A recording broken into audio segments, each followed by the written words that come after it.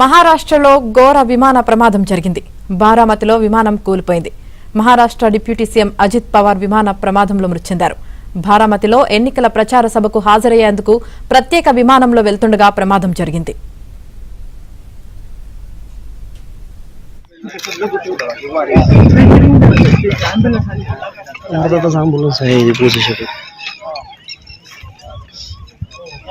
इकडे तिकडे तर हे होऊ नये, आपलं शूटिंग चालू ठेवू ना टोटल.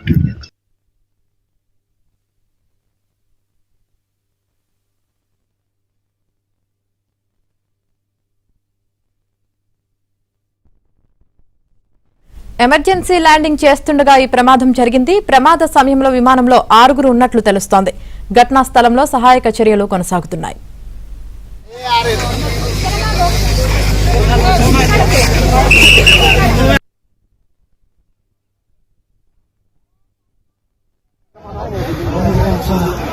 माणूस बघा किंवा काही चालू इकडे तो माणसाच तिथं.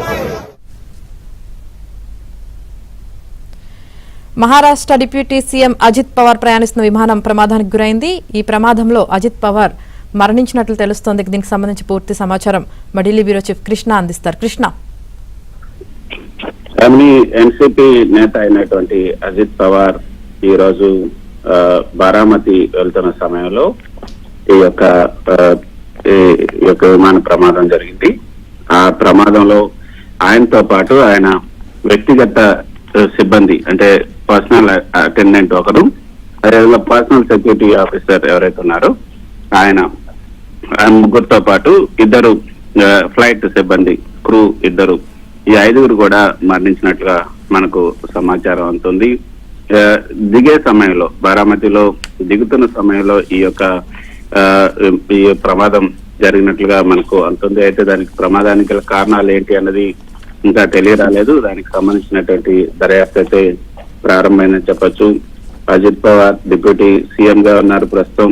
ఆయన ప్రయాణిస్తున్నటువంటి ఈ యొక్క ప్లేన్ బారామతిలో ల్యాండింగ్ చేసేటప్పుడు క్రాష్ అయిందన్నది మనకు అందుతున్నటువంటి సమాచారం.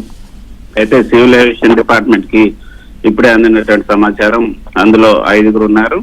ఆ 5 కూడా మరణించినట్లుగానే తమకు సమాచారం అందినట్లుగా తెలుస్తోంది. అయితే ప్రస్తుతం ప్రాథమిక నివేదికల ప్రకారం అజిత్ పవార్ మొదట గాయపడ్డారు, ఆయన ఆసుపత్రికి తరలించారని కొన్ని వార్తలు వచ్చినప్పటికీ కూడా అందులో ఎటువంటి నిజం లేదన్నది మనకు అక్కడి నుంచి వస్తున్నటువంటి నివేదికల ఆధారంగా మనకు తెలుస్తుంది. మొత్తానికైతే ఈ రోజు ఉదయం బారామతి విమానాశ్రయంలో విమానం ల్యాండింగ్ చేస్తుండగా ఈ యొక్క అనుకోని సాంకేతిక లోపంతో ఈ యొక్క ప్రమాదం జరిగినట్లుగా తెలుస్తుంది. ఈ యొక్క ప్రమాదం జరిగిన వెంటనే అక్కడ ఉన్నటువంటి ఎమర్జెన్సీ సిబ్బంది ఆ యొక్క మంటలను ఆపేందుకు ప్రయత్నం చేశారు. అందులో ఉన్న వాళ్ళందరినీ కూడా బయటికి తీసేందుకు ప్రయత్నం చేశారు. కానీ అప్పటికే ఈ యొక్క వీరంతా కూడా దుర్మరణానికి పాల్పడినట్లుగా దుర్మరణం అయినట్లుగా మనకు తెలుస్తుంది. అజిత్ పవార్ మనకు తెలుసు మహారాష్ట్ర రాజకీయాల్లో ఒక వెలుగునటువంటి నేత, నేషనల్ కాంగ్రెస్ పార్టీలో సీనియర్ నేత, ఉప ముఖ్యమంత్రిగా పలుసార్లు ఆయన పనిచేశారు. అనేక శాఖల్లో మహారాష్ట్రలో అనేక విభాగాల్లో మంత్రిగా కూడా ఆయన సేవలు అందించారు. ఫైనాన్స్, నీటి వనరులు, అదేవిధంగా విద్యుత్ శాఖ, ఇలా ఆయన అనేక శాఖల్లో కూడా ఆయన తన విధులు నిర్వర్తించారు. 2023లో ఎన్సీపీ పార్టీలో ఏదైతే స్ప్లిట్ జరిగినప్పుడు అజిత్ పవార్ నాయకత్వంలోని గ్రూప్ ను విడదీసి ఏదైతే బీజేపీతో జట్టు కట్టడం మనం చూసాం. ఆ తర్వాత ఎన్సీపీలో అనేక వివాదాలు కూడా నెలకొన్నాయి. ఆ వివాదాలన్నిటికీ కూడా ఆయనే కారణం అనే చెప్పొచ్చు.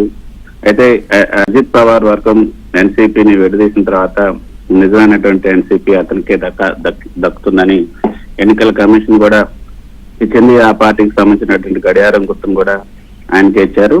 అదే తర్వాత అజిత్ పవార్ ఏదైతే అధికారంలో ఉన్నటువంటి పార్టీతో జట్టు కట్టడం ఆయనకి మొదటి నుంచి కూడా అలవాటు. అందుకే దానికోసం ఎటువంటి ప్రయత్నాలైనా చేస్తారని కూడా మనం తెలుసు. అర్ధరాత్రి ఏదైతే ఫడ్నవీస్ ని ముఖ్యమంత్రిని చేసిన రోజు అర్ధరాత్రి తన పార్టీలో ఉన్నటువంటి వారందరినీ తీసుకెళ్లి బీజేపీతో రాయబారాలు నడిపి రాజ్భవన్ లో అర్ధరాత్రి ఉప ముఖ్యమంత్రిగా ప్రమాణ స్వీకారం కూడా చేశారు.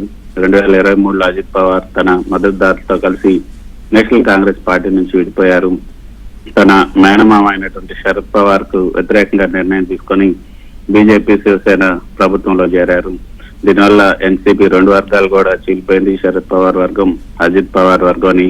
ఇది మహారాష్ట్ర రాజకీయాల్లో అతి పెద్ద కుటుంబ రాజకీయ ఘర్షణగా కూడా మారిందనే చెప్పొచ్చు. ఆయన మంత్రిగా పనిచేసిన సమయంలో అనేక వివాదాలు కూడా ఆయన్ని చుట్టుముట్టాయి. గతంలో ఆయన నీటి వనరుల శాఖ మంత్రిగా ఉన్నప్పుడు సాగునీటి ప్రాజెక్టులో అవకతవకలు జరిగాయన్న ఆరోపణలు కూడా వచ్చాయి.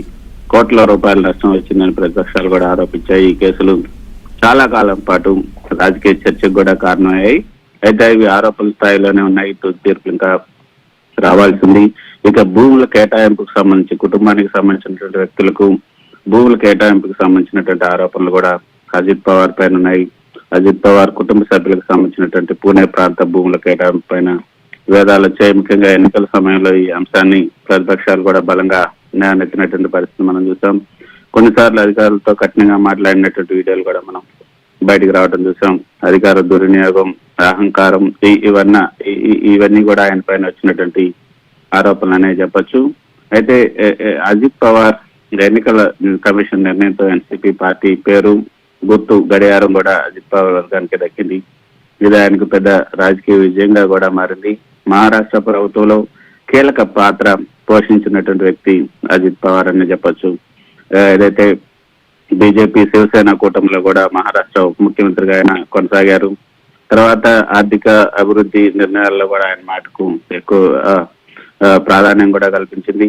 శరద్ పవార్ వర్గంతో మళ్ళీ కలిసే అవకాశాలు ఉన్నాయంటూ ఇటీవల మళ్ళీ వార్తలు వచ్చాయి. ఇటీవల ముంబై మున్సిపల్ కార్పొరేషన్ తో పాటు మున్సిపల్ ఎలక్షన్ అక్కడ జరిగినటువంటి స్థానిక ఎన్నికల్లో శరద్ పవార్ వర్గం, అదేవిధంగా అజిత్ పవార్ వర్గం 2 కూడా కలిసి పనిచేశాయన్న వార్తలు వచ్చిన నేపథ్యంలో మళ్ళీ ఎన్సీపీ ఒకటవుతుందని కూడా అందరూ భావించారు. కుటుంబ విభేదాలు తగ్గిపోయాయి, పార్టీ మళ్ళీ ఏకంగా వచ్చిన చర్చలు అయితే మొదలయ్యాయి. అయితే ఇప్పటి వరకు కూడా దానికి సంబంధించినటువంటి అధికారిక ప్రకటన రాలేదు. కానీ కొన్ని రోజుల్లో మళ్ళీ అందరూ కలిసిపోతారన్న ఒక వాతావరణం అయితే వచ్చింది.